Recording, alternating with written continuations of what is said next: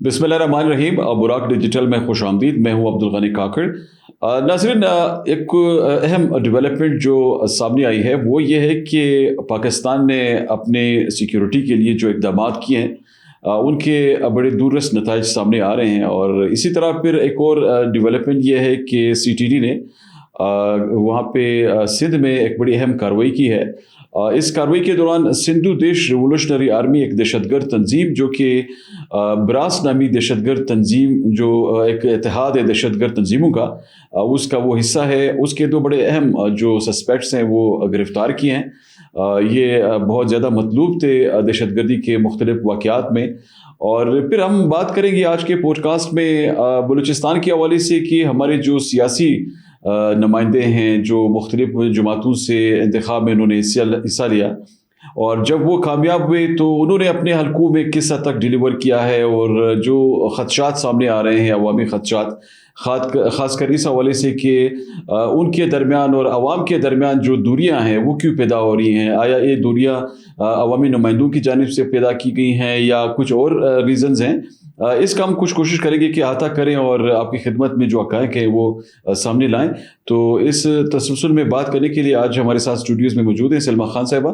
ان کی جانب بڑھتے ہیں. سلمیٰ صاحبہ، پوڈ کاسٹ میں خوش آمدید.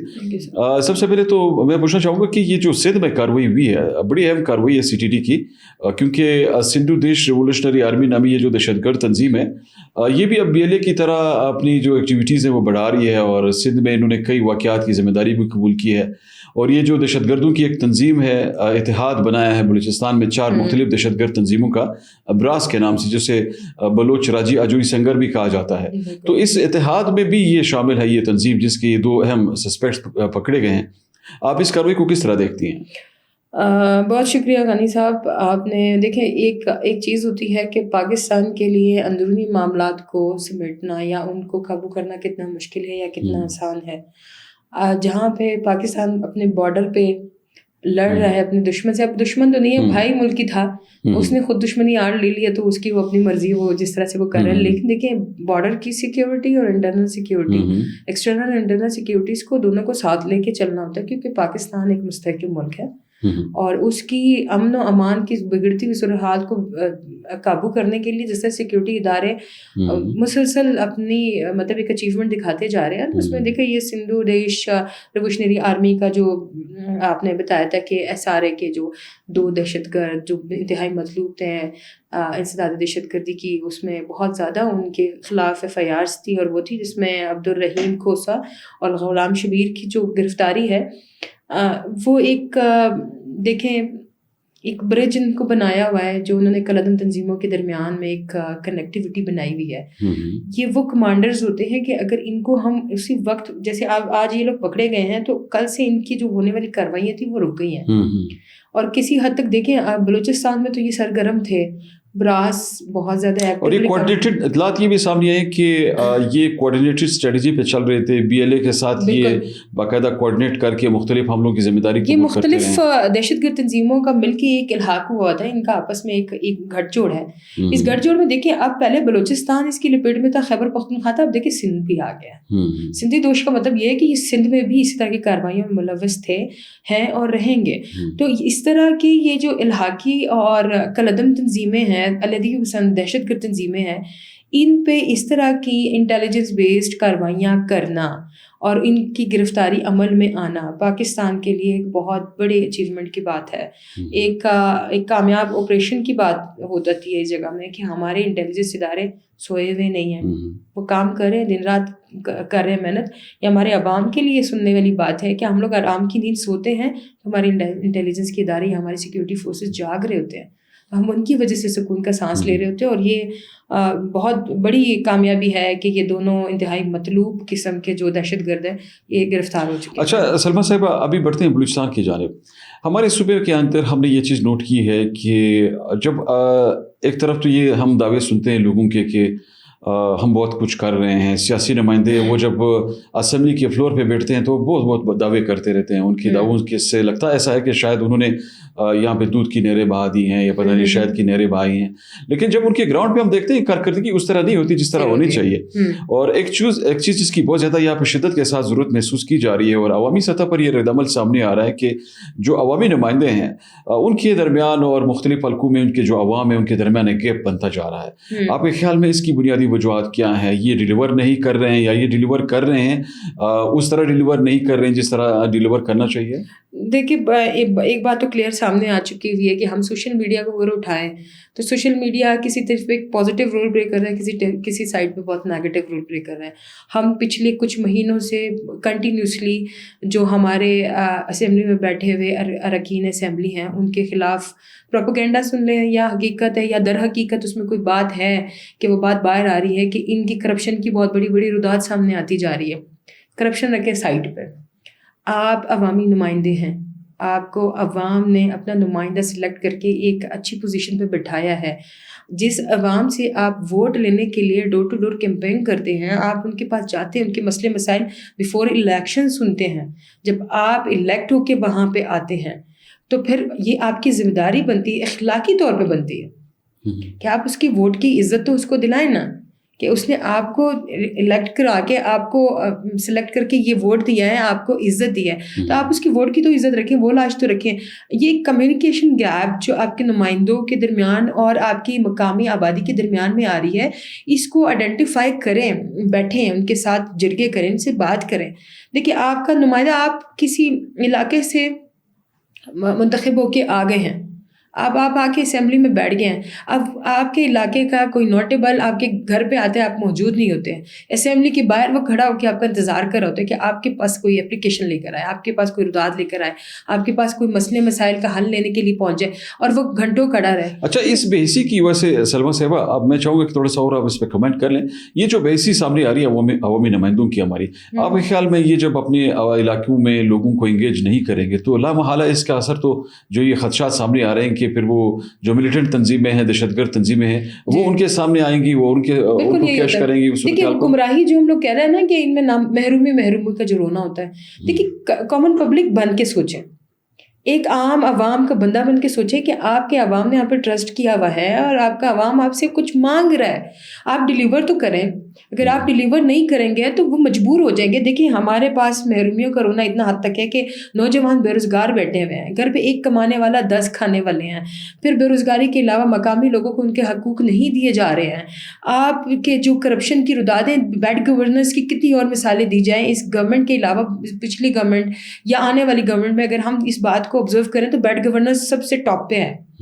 आप उस चीज़ को ख़त्म करेंगे, आप लोगों को करीब लाएंगे, उनसे टेबल टॉक करेंगे, उनके मसले मसाइल सुनेंगे, उनको रोज़गार फराहम करेंगे, उनको टेक्निकल स्किल्स देंगे, उनको वो छोटी, मतलब मैं ये नहीं कह रही कि आप वाली बात के दूध की नहरें बहा दें, आप बागात लगा दें, आप उनको जो है ना वो सोने के महलात में बैठा दें, नहीं हो सकता। मतलब असेंबली के एक इजलास पे जितना खर्चा आता है, एक इजलास पे जब ये तलब किया जाता है, तो कम से कम उसको ही देख कर बात की जाए कि ये तो वही पैसे हैं जो इस गरीब सूबे के लोगों के टैक्सेस के पैसे हैं, या पहले हुकूमत रो रही है कि जी हमारे पास बजट में पैसे इतने कम हैं कि हम अपने लोगों के मसाइल देखें, या फिर वफाक के ऊपर आप निसार करते हैं PSDP पे, तो फिर इन चीज़ों को आपके ख्याल में वेस्ट भी तो किया जा रहा है ना, अपने वसाइल का ज़िया भी है। 1000 अरब का एक बजट है, बलूचिस्तान की आबादी के लिहाज से वो कई गुना ज़्यादा है। कहाँ लग रहा है, कोई ग्राउंड पे रियलिटी नहीं है,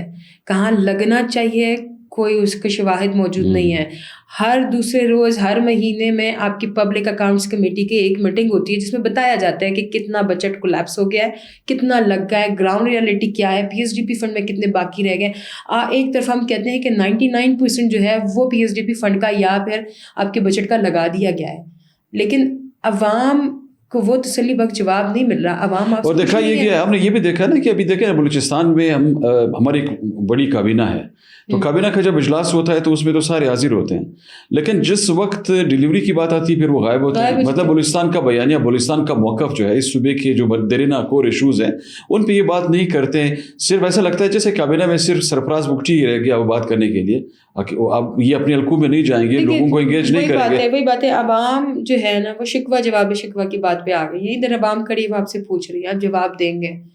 آپ لوگوں کو صرف پروٹوکول نہیں, آپ کو صرف سیلری نہیں ہے, آپ لوگوں کو مراد نہیں ہے, آپ لوگوں کو PSDP فنڈ میں جو پیسے ہیں اس کے علاوہ بھی بہت کچھ کرنا ہے.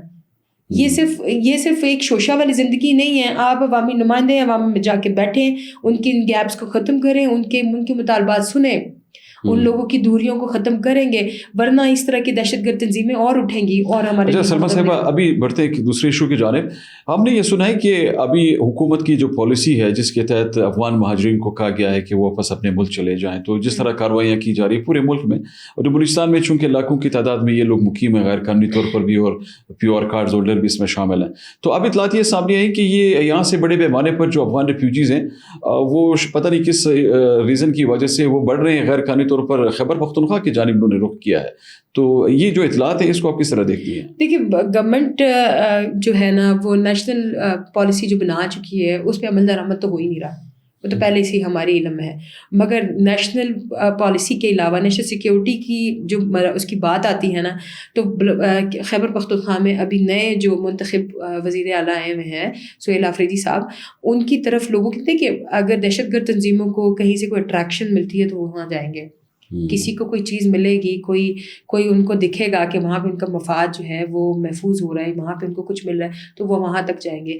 اس جگہ پہ آ کے خیبر پختونخوا کی گورنمنٹ کو بہت ہی وائٹل رول پلے کرنا پڑے گا. ان کو بہت وائڈ ہو کے سوچنا پڑے گا کہ یہ لوگ اگر بلوچستان میں ان کی انٹری بالکل ختم کر دی گئی, ایگزٹ ہو گیا, ختم ہو چکے ہیں, یہ یہاں پہ نہیں گھسیں گے, تو آپ لوگوں کی طرف سے کون سا سافٹ ہینڈ ان کو دکھایا جا رہا ہے کہ وہ وہاں جا رہے ہیں. تو اس کو وہیں پہ ہی روکنا چاہیے, کیونکہ یہ اسپیل جو ہے وہ پورے پاکستان کو اپنی لپیٹ میں لے لے گا. جی شکریہ سلمیٰ صاحبہ. ایک اور آخری سوال میں ذرا پوچھنا چاہوں گا کیونکہ ہمارے پاس وقت کم ہے. تاتارا چکزئی, محمود خان چکزئی صاحب کی جو بیٹی ہے, ہماری تعلیم درس و تدریس کے شعبے سے وابستہ ہے بلوچستان یونیورسٹی میں, ان کو شوکاز نوٹس ملا ہے. تو آپ کیا سمجھتی ہیں کہ یہ اپنے وہ جو بنیادی قواعد و ضوابط ہیں وہ ان کی وہ خلاف ورزی نہیں کر رہی کہ وہ ریاست مخالف بیانیے کو پروان چڑھا رہی ہیں؟ دیکھیے, تاترا قابل محترم میرے لیے ایک استاد ہے. استاد روحانی والدین کی حیثیت رکھتے ہیں. اس سے پہلے بھی ہم نے استادوں کے بہت سارے واقعات اسی ٹیبل پہ بیٹھ کے ہم لوگ ڈسکس کیے ہیں. دیکھیے میڈم تاترا نے دیکھیے اپنے اس کے بایو پہ بھی انہوں نے افغانستان کا جھنڈا لگایا. ہم اس پہ اعتراض نہیں کر رہے, وہ اس پہ لگائیں جو بھی کریں, بے شک وہ افغانستان کا جھنڈا پہن کے وہ کریں. ہم اس وقت حالت جنگ میں ہیں, ہم بارڈرز پہ ایک کشیدگی والی حالات سے نمٹ رہے ہیں. اس وقت میں ہمیں محب وطن پاکستانی ہوتے وقت اپنے الفاظ کا تھوڑا سا خیال رکھنا چاہیے. دیکھیں, اگر آپ کی شخصیت کو متنازع بنا کے پیش کیا جا رہا ہے تو وہ آپ کی اپنی ہی اسٹیٹمنٹ ہے. آپ ایک گورنمنٹ آفیسر ہیں, آپ بلوچستان گورنمنٹ سے سیلری لے رہی ہیں اور ایک اچھی پوزیشن پہ بیٹھی ہیں. آپ HOD ہیں انگلش ڈپارٹمنٹ کی, یا پروفیسر ہیں, یا ایک لیکچرر ہیں بلوچستان یونیورسٹی کی انگلش ڈپارٹمنٹ کی, تو آپ ایک بہت ہی ایک کہہ سکتے ہیں کہ ایک ذمہ دارانہ رول پلے کر سکتی ہیں. بجائے یہ کہ آپ کی شخصیت کو متنازع بنا کے ہم اس کو ڈسکس کریں, ہم آپ سے پوچھیں کہ آپ نے اس طرح کے اسٹیٹمنٹس کیوں دیا, آپ محب وطن پاکستانی ہونے کا ثبوت دیں, بجائے یہ کہ اس طرح کے حالات میں آپ مزید کشیدگی بڑھائیں. بہت شکریہ سلمیٰ صاحبہ. ناظرین, آج آپ نے گفتگو سنی. آج ہم نے بلوچستان میں عوامی نمائندوں کی کارکردگی کے حوالے سے اور کچھ جو گرفتاریاں ہوئی ہیں دہشت گردوں کی, اس حوالے سے کچھ حقائق آپ کے سامنے رکھے. اگلے پوڈ کاسٹ میں ہم کسی دوسرے موضوع کے ساتھ آپ کی خدمت میں دوبارہ حاضری دیں گے. تب تک اجازت دیجیے. اللہ حافظ.